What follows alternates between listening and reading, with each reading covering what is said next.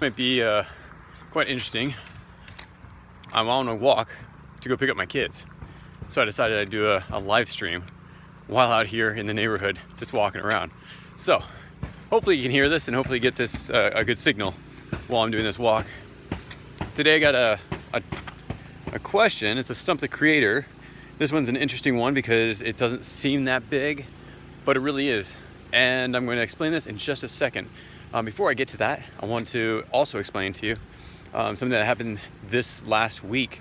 We did a survey of a lot of fans of the game.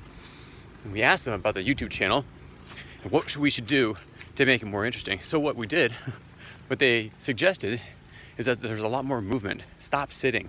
Okay, I'll stop sitting. I'll take you for my walks. And if I'm flying in an airplane, I bet the other passengers would love that. I'm gonna see what I can do to make this more interesting and more movement around me. So let's try this out.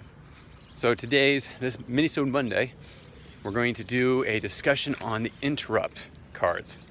Okay, so we have some good fans of the game who like to question or discuss some of the things that I promote on this YouTube channel, and sometimes bring up interesting concepts when it comes to basic rules.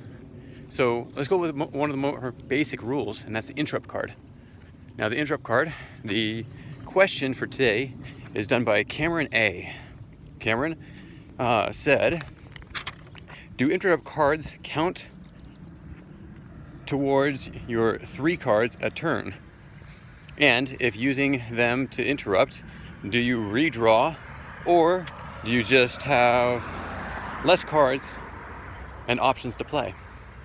Okay, so let's do the second question first. The only time you ever draw, unless a card says otherwise, which I don't think we have any cards that say it, the only time you ever draw is at the end of your turn.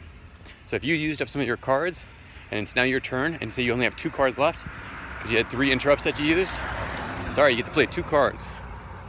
That's the great thing about drawing your cards. It's simple. That's always been the rule.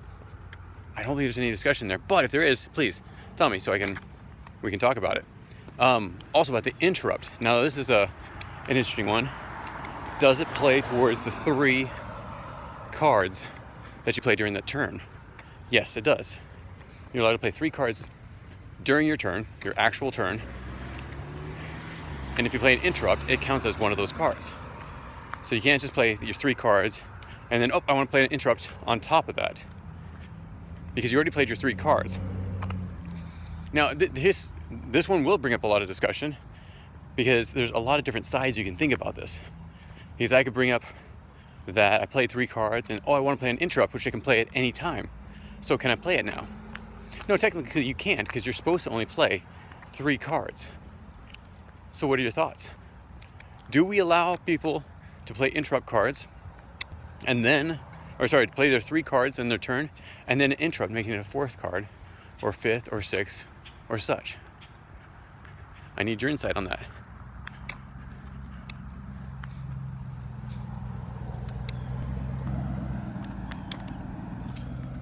One second.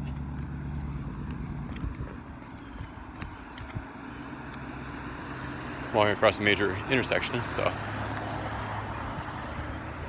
Okay, here we go. So do we do that?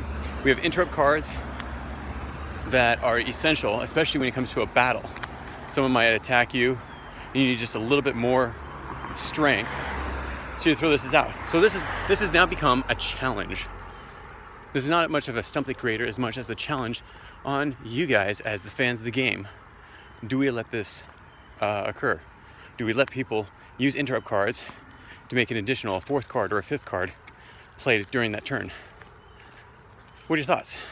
I'm gonna come back to this maybe tomorrow during the tutorial Tuesday, or I'll just hold off till next week depending on how many people answer this question, and I'll get back to you.